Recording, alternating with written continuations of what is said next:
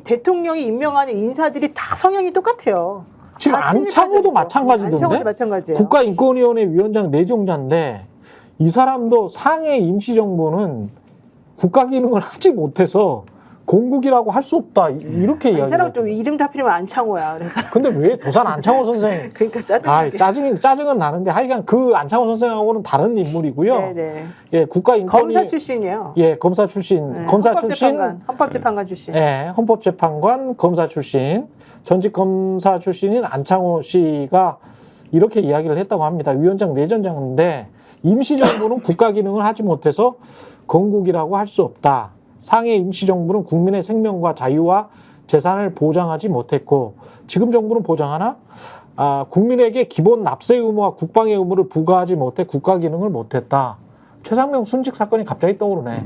근데 지금 안창호 인권위원장 지명자가 얘기한 내용은 사실 굉장히 기본, 그러니까 이게 뭐지? 이른바 건국절 논쟁이라고 하는 논쟁이 10수년 된 거 아닙니까? 예. 그 초창기에 굉장히 다 논파가 됐던 아주 초보적인 내용들이에요. 그러니까 예를 들면 그렇죠. 임시정부가 납세나 국방의 의무를 부여하지 못한 건 너무 생각해보면 당연한 거 당연한 거 아니에요? 아니에요? 진짜 어떻게 할 수가 그게 있겠어요? 일제 식민 지배 하에 있는데 그 기능을 당연히 수행하지 못하죠. 그리고 이제 뭐 그 내용에 보면 그런 말도 해요. 뭐 국제적으로 신임을 받지 못했다, 지지를 받지 못했다.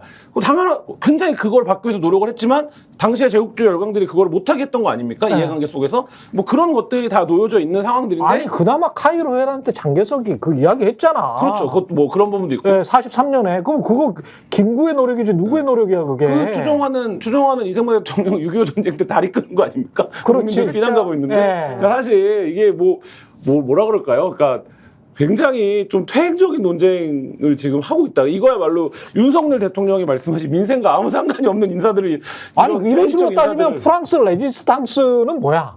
그 프랑스 망명 정부도 인정 못하는 거네. 그러면 BC 정부가 이제 적동인 거죠. 그런 식으로. 그런 식으로 얘기하면. 따지면은 BC 그 괴뢰 정부가 정통인 거야 프랑스도. 근데 이게 이 안창호 국가인권위원장 후보자는 그러니까 네. 이 정부의 특징은 꼭 전혀 이게 그 부처를 파괴하는 사람을 보내는 게 특징이잖아요.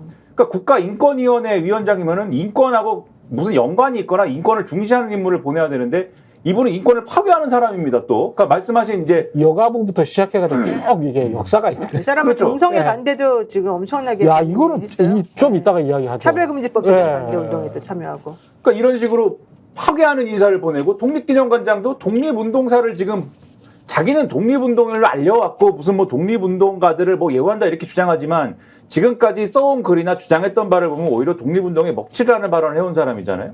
이런 사람을 독립기념관장으로 보내서 독립기념관을 파괴하고 파괴자들이네. 진짜. 나라를 전부 다. 파괴하려고 그럽니다. 이 정권은. 저는 왜 그런지 모르겠네요. 김문수, 이진숙 뭐 지금 이 독립기념관장 국가인권위원장을 보면서 앞으로 인사 검증을 청문회를 할 때 유튜브 아이디를 제출해야 돼요. 그래서 어떤 유튜브를 보고 있는지 그 알고리즘 추적을 해야 된다 이제. 그러니까 이게 그러니까 어떤 공통점이 있는가 생각해 보면 그냥 겉으로 드러난 뭐 내밀한 인적 관계가 어떻게 되는지는 모르겠습니다만 드러나면 그냥 극우 유튜버들이에요. 사실 지금 우리가 통상적인 그러니까 그렇죠. 합리적인 상식으로 얘기하면 인식 자체가. 네, 인식 자체가 극우 유튜버 수준이고 하고 있다는 발언들도 대단한 무슨 논리적 근거나 법리적 근거 속에서 그게 얘기하고 있는 게 없어요. 아니라 사실 우리가 통상적으로 다 익히 들어와서 알고 있던 그런 내용들이에요. 관련해서 안창호 국가위원회 위원장 내정자의 에이즈 관련 발언은 이거 80년대 나왔던 발언이거든요. 네.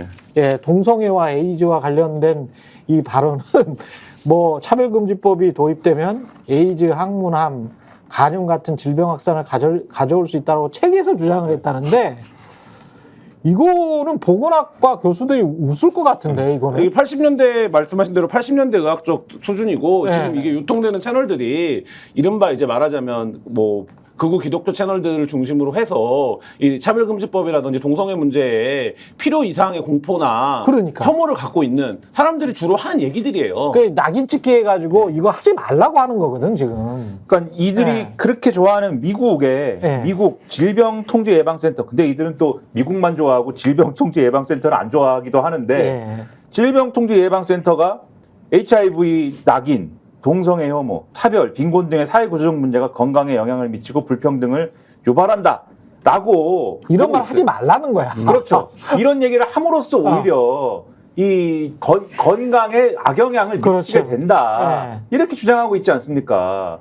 그러니까 뭐 하나 맞는 게 없고 더군다나 이분은 이제 또 이제 구독자분들도 그렇고 여기 있는 최경영 기자님도 그렇고 이 부분은 이제 좀 이제 여러모로 유감이 있으실 만한 부분인데 예. 이분은 이제 굉장히 독실한 기독교 신자예요 또. 예. 헌법재판관 재직 당시 박근혜 전 대통령의 탄핵 결정문에서까지 성경을 인용할 정도로 독실한 기독교 신자이다. 네, 저도 기독교 신자예요. 그렇죠. 예. 근데 대부분의 대다수의 상식적인 기독교 신자들은 이 신의 논리, 교회의 논리는 교회의 법은 교회에서 하는 것이고 예. 사회의 법은 또 사회에서 다루는 거 아닙니까? 예. 교회의 법을 사회에 와서 적용하지 않잖아요. 근데 이분은 교회의 법을 사회에다가 적용하려고 하고 그러면 어떻게 되느냐? 인권 문제를 종교의 잣대로 보게 되지 않습니까? 지금 전형적으로 그런 증상을 보이고 있는 분이거든요, 사실. 그런 증상. 근데 그런 분을 인권위원장으로 지금 보내겠다고 하는 게 윤석열 정부다. 인권이 앞에 가면 현수막을 걸어놓고 이런 주장을 하는 분들이 많아요. 근데 그런 교회가 사람을 지금 인권위원장에 안 찍는 거예요. 중세교회가 마녀 사냥을 했거든요. 중세교회가 마녀 사냥을 하고 그것 때문에 뭐 기독교에서도 혁명이 일어나고 야 이렇게 하면 안 된다라고 해서 그 루터의 혁명이 일어났지 않습니까? 종교개혁이 일어나고 그랬었는데 이분 아니 성경에 뭐 남성과 여성 이런 이야기가 있긴 있습니다만은 또 성경적으로만 이야기를 하면 야, 이 하나님이 토지에 관해서도 이야기하신 게 있어요. 그건 다 내 거니까. 하나님 거니까. 니들 거 아니야. 예? 그 다음에 여성은 금부치 같은 거 이런 거 붙이고, 예? 붙이고 교회 들어오지 마. 금부치 이런 거 장식하지 마. 이런 게 있거든요. 그러니까 문화적인 것들이랄지 뭐 이런 것들이 있어요. 근데 그런 것들은 쏙 빼놓고 왜 한 2번 정도 나올 것 같은데 동성애와 관련된 언급이 그런 것만 이야기를 하는지 그리고 이거는 사실 카톨릭이나 뭐 교황이 바뀔 때마다 논쟁이 되고 있잖아요 종교적으로. 그래서 이거를 안에서 특히 인권위 위원장 하는 사람이 특히 교황 같은 경우는 지금 현재 프란치스코 교황 같은 경우는 동성애자와 관련해서 기자들한테 그런 이야기를 한 적이 있습니다 이미. 아니 동성애자인데 예수님을 믿는 사람이 천국으로 가면 예수님이 하나님이 야 너는 동성애자니까 천국 오지 마 지옥 가 이러시겠냐? 어? 생각을 해봐라. 그러시겠어?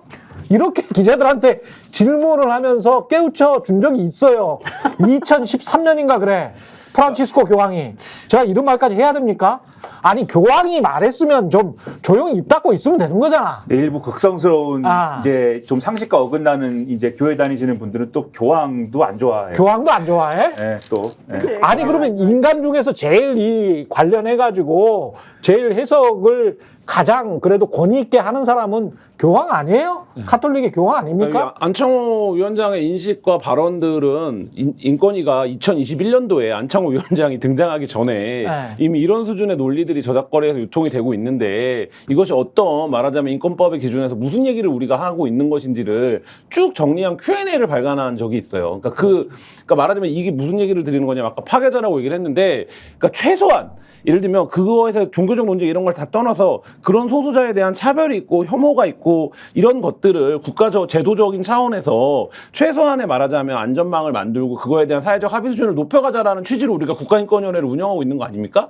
그러면 그런 사람을 국가인권위원회는 보내지 말아야지. 그렇지. 그러니까 예를 들면 이 사람을 어디 다른 자리에 전문성이 있는 법제처장에 보낸다고 하면 전문성이 있구나 이렇게 생각할 수 있어요. 근데 그런 인식을 갖고 있는 사람을 정확하게 왜 그 자리에 꽂냐고요. 아니 그리고 이거는 너무 극단적이야. 차별금지법이 도입되면 어린이집, 유치원, 초, 중고등학교 등에서 공산주의자, 파시스트 등 전체주의자 채용을 거부할 수가 없다. 무슨 말이야 이 얘기가? 그렇기 때문에 차별금지법 도입되면 어린이집, 유치원, 초, 중고등학교 교사들이 전부 이상한 놈들이 들어온다는 이야기예요. 그것도 되게 웃기는 말이 있어요.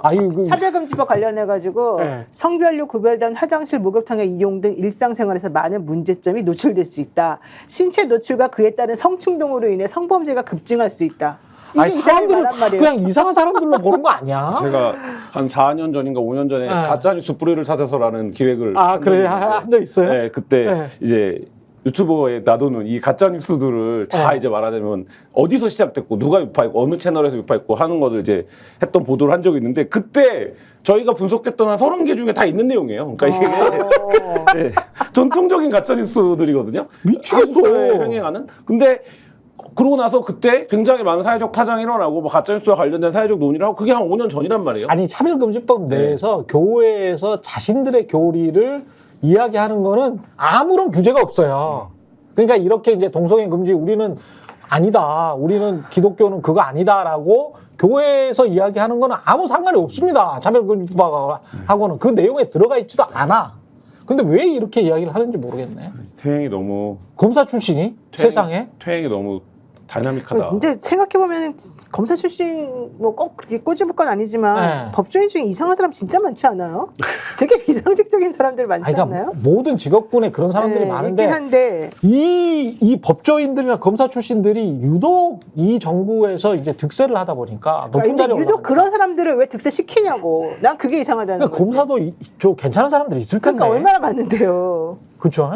이해가 안 가는데 꼭 굳이 찾아 이상하고 정말로 비상식적이라고 생각하는 사람들만 골라가지고 딱 그 자리에 앉히고 그것도 딱 그 자리랑 모순적이고 아주 절대 거기 앉히면 안 되는 그런 사람들은 꼭 거기 앉히잖아요. 김문수도 딱 그거야. 김문수. 유튜브 하면서 나 이런 말까지 했는지 몰랐는데 지지난해구만요. 노동자들. 2022년에 노동자들이 손해배상을 가장 두려워한다. 불법 파업에는 손배 폭탄이 특효약. 아니 이 사람이 경산의회 위원장이라는 게 맞아요? 이런 말을 하는 그러면서 사람이? 이제 노동부 장관 하니까 노동부 장관이 이럴 수가 있나 근데? 정경련 대표 아니에요? 정경련 그러니까. 대표는 이럴 수 있는데. 정경련 대표도 이렇게는 얘기 안 해요. 얘기 안 해? 사회적 체면과 지위가 있기 때문에 이렇게 얘기 안 하고 이건 누가 이렇게 얘기하는 거냐? 네. 태극기나 극우 유튜버가 이렇게 얘기하는 거예요. 그렇지. 아니 근데 어떻게 유튜브 활동하면서 4년간 5억이나 돈을 벌을 수가 있죠? 이런 말을 이상한 말을 하니까 사람들이 점점 그렇지. 스팟에서 싸주나? 저희가 얘기할 때 오셔가지고 라이브로 관전하시기 바랍니다. 반드시 주변 사람들 데리고 오시기 바랍니다. 구독, 좋아요, 알림 설정 해주시기 바랍니다. 좀 살려주십시오, 저 좀.